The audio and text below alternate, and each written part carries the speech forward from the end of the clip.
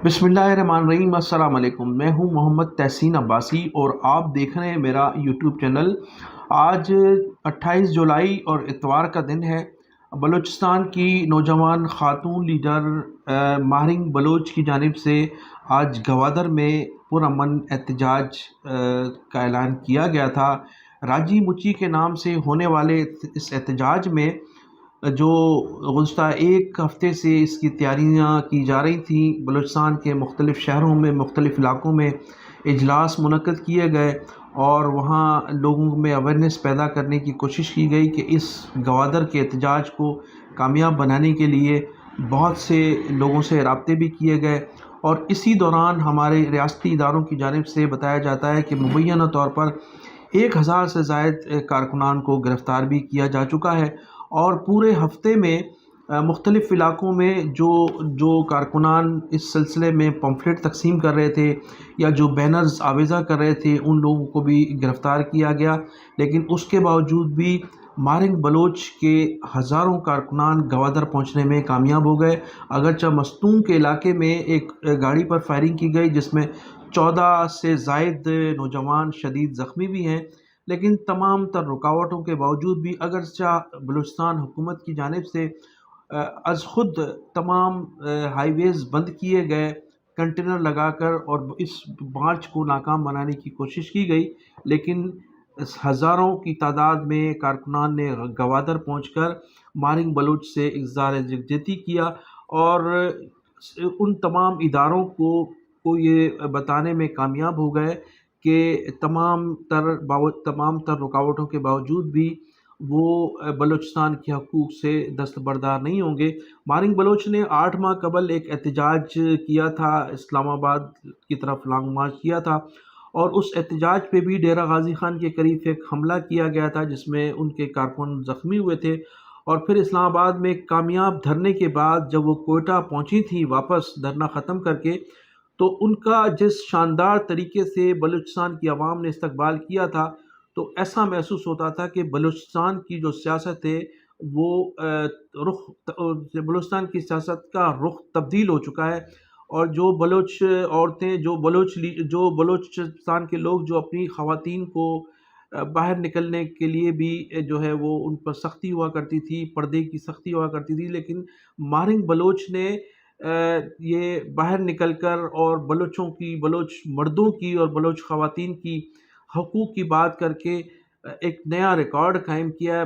माहिरिन Bloch ने मुख्तलिफ़ channels को जो इंटरव्यूज़ दिए, उसमें उनका यही मुतालबा था कि उनका सियासत से कोई ताल्लुक़ नहीं है। वो उस वक्त तक जब तक वो ज़िंदा हैं, उस वक्त तक वो बलूचिस्तान के हकूक़ की बात करती रहेंगी। उन्होंने कहा कि सबसे पहले हमारा मुतालबा है कि जो मिसिंग पर्सन्स हैं, जो लोग उठा लिए गए 15 साल पहले, 20 साल पहले, 5 साल पहले, उन लोगों को वापस किया जाए, उन लोगों को बाजियाब कराया जाए। दीगर मामलात पर फिर बाद में गुफ्तगू होगी। अगरचे तमाम पाकिस्तान के सियासतदानों को जो मुख्तलिफ़ कौमियतों से ताल्लुक़ रखते हैं, उनका कहना है कि माहिरिन बलोच से हमारे रियासती इदारों को गुफ्तगू करनी चाहिए, उनसे मुज़ाकरात करने चाहिए, उन्हें टेबल पर लाना चाहिए। लेकिन माहिरिन बलोच का कहना है कि मुज़ाकरात या गुफ्तगू उस वक्त होगी जब वो जो मिसिंग पर्सन्स हैं, जिन लोगों को कई कई साल पहले उठा लिया गया है, उनको बाजियाब कराया जाए, उनको छोड़ा जाए,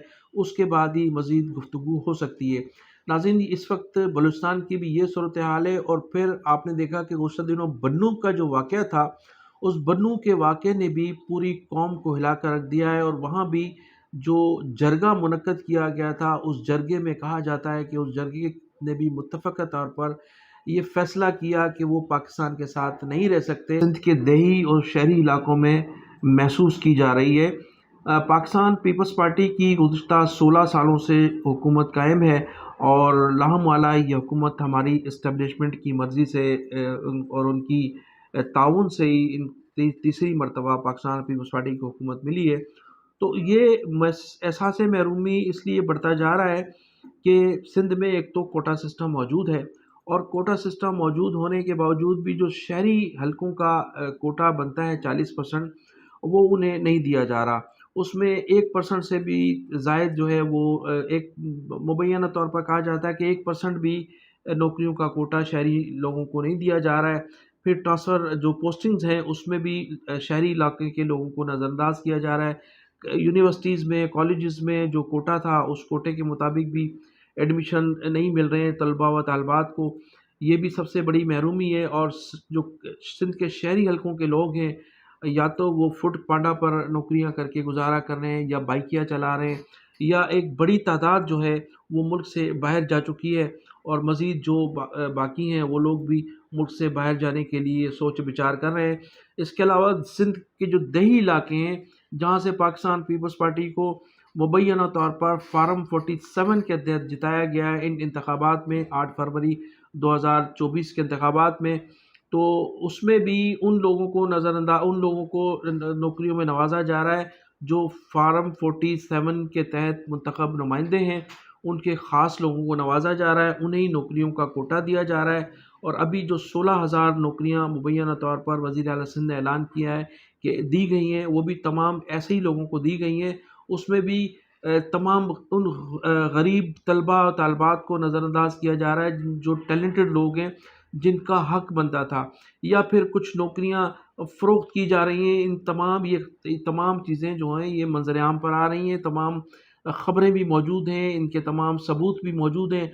और फिर सिंध में जिस पैमाने पर करप्शन मौजूद है, गुज़श्ता 16 सालों से जो करप्शन की जा रही है, हमारे तमाम इदारे जानते हैं, हमारी खुफिया इदारे जानते हैं, समझते हैं कि कौन किस किस्म की करप्शन में मुलव्वस है, किस तरह से सिंध से मनी लॉन्ड्रिंग की जा रही है, किस तरह से सिंध में लोगों का इस्तेहसाल किया जा रहा है। लेकिन उसके बावजूद भी हमारे इदारे भी खामोश हैं, और हमारी जो कर्ता धर्ता हैं वो भी महसूस करते हैं।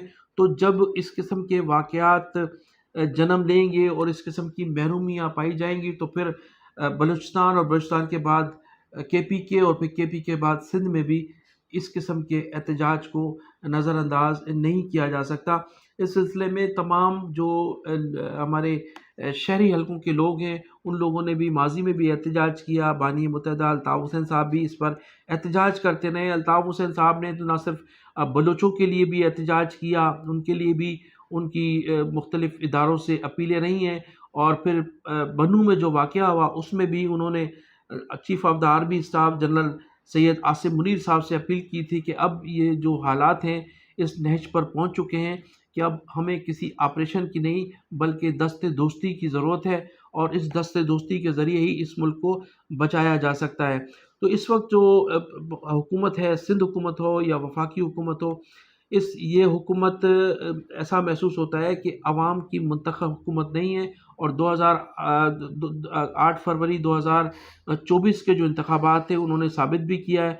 लेकिन हमारे इदारों की खामोशी और हमारे जो इस्टेब्लिशमेंट है वो किस चीज़ का इंतज़ार कर रहे हैं, किन हालात का इंतज़ार कर रहे हैं कि इन हुकूमतों को तब्दील किया जाए और हालात, सिंध के हालात इस नहज पर न पहुंच सके जो हालात आज बलूचिस्तान और KPK में मौजूद हैं। तो इन हालात से निपटने के लिए और इन हालात से बचने के लिए हमारे इदारों को भी सोचना होगा, और हमारे जो कर्ता धर्ता है या जो हुकूमतों में लोग मौजूद हैं या जो समझते हैं और जो मुहब्बुल वतन पाकिस्तानी है, वो समझते हैं कि पाकिस्तान को कायम रहना चाहिए।